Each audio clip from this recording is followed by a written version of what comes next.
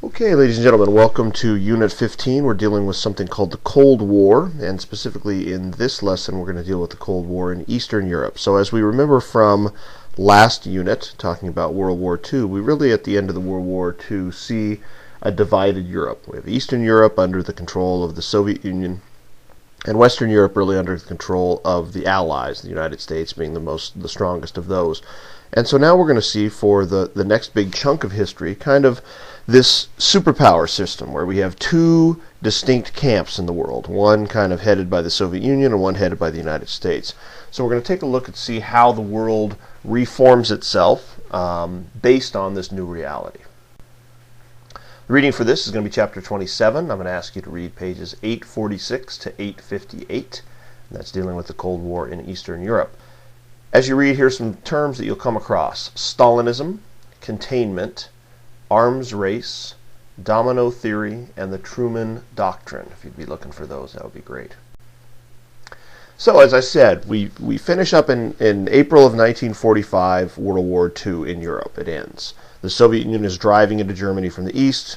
The Americans with the British are driving into Germany from the west, and they meet on the Elbe River. They certainly congratulate each other for being able to make it through World War II, and they're very optimistic. They're very hopeful that they can be, these two very powerful nations can develop a new world order. But within just a couple of years, these nations, the Soviet Union and the United States, are really locked into a Cold War. And that Cold War lasts up until the 1990s, up until the time frame when you all were probably born.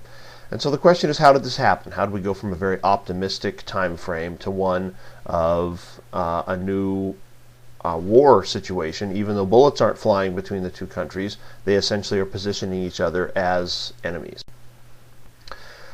Well, we have to understand, too, that at the end of World War II, that we have very different views of the world depending on if you are a Soviet Union resident or a United States resident, because the war affected the Allies very differently. For the Americans, the deaths were a little over 400,000 people in World War II. Now, that's an incredible number if you think about that. That's the size of Henderson, for example, that we're looking at in terms of American soldiers who went to Europe and Japan and died. The Soviet Union, however, is in a different class. Over 20 million people in the Soviet Union died during World War II. Again, just to kind of give you some sort of an idea of what that would be, that's about 20 Las Vegases. So if we take, or 10 Las Vegases. So if we take Las Vegas and multiply it by 10, that's the number of people in the Soviet Union that died during World War II. So a different level of looking at the world. More than 25 million of the citizens of the Soviet Union are left homeless. And so the Soviet Union is left with this hulk of a nation, whereas the United States is booming. At the end of World War II, President Truman takes over because Franklin Delano Roosevelt dies very suddenly in 1945. And he has to step into this role, Truman does, that he's really unprepared for. He ends the war with Japan using the atomic bomb. And really what he decides to do is that we have to repair the nations, even if we've been fighting with them. So we need to provide aid to the nations in Europe to stop communist expansion. The idea that the Soviet Union has moved into Eastern Europe is unacceptable for President Truman, and he wants to stop that. He calls that the Truman Doctrine, this idea of trying to stop communism where it is. Another thing that happens right after World War II from the American side is the U.S. decides to help economically rebuild these nations of Europe that are just messes after being bombed and fought upon for 6 years.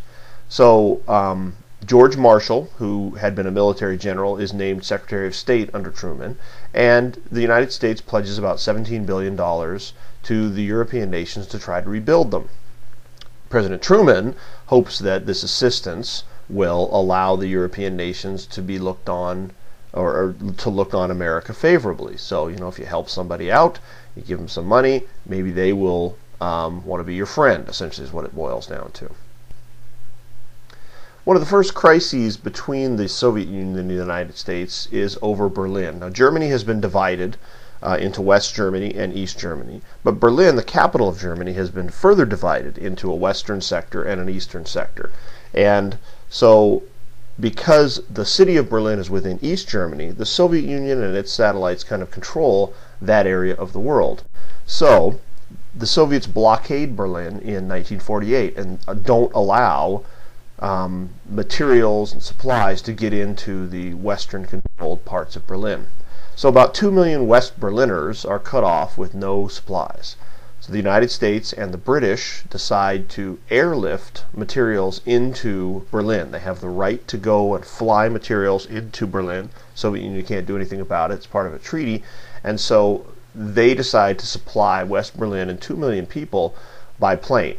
And to do that, it takes a plane landing about every 3 minutes for 24 hours a day for 11 months in order to bring in the supplies that are necessary. But the United States and Britain kind of win this first battle, even though again it's not a hot war, it's not bullets flying, it's the first conflict between the superpowers, and the United States comes out on top. We know that the alliance system led to a lot of trouble in World War I and in World War II, but here it comes again, and we see two big alliance blocks called NATO, the North Atlantic Treaty Organization, and the Warsaw Pact, which is the Soviet Union's NATO, coming into play to try to balance the power.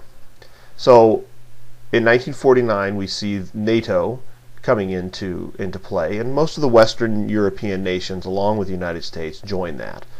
Stalin, who's leading the Soviet Union, forms a very similar pact for Eastern European countries called the Warsaw Pact.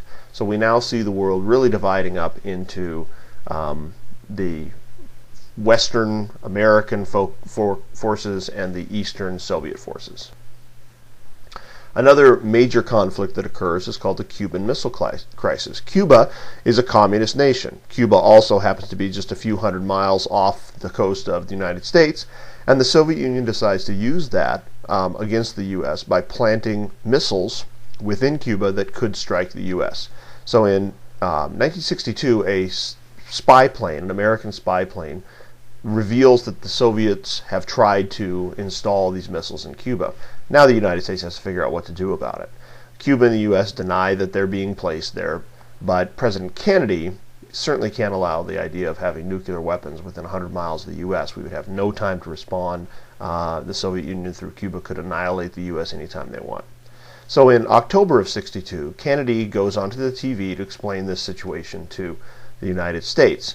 And essentially what happens is the Soviets back down. They're embarrassed by the situation, and they back down and they remove the missiles from Cuba. So America has effectively kind of de-escalated this problem.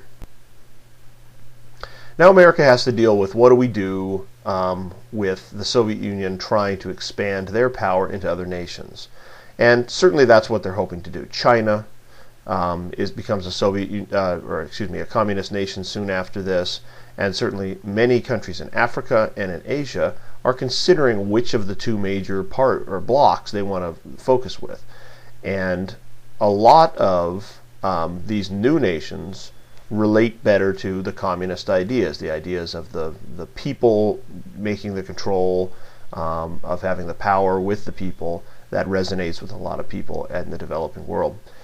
So the American diplomats are concerned that if the Soviet Union essentially has power within some of these areas of the world, that America would have its power limited.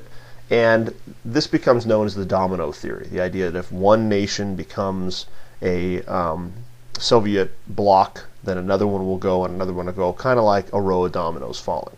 And we can't allow that to occur.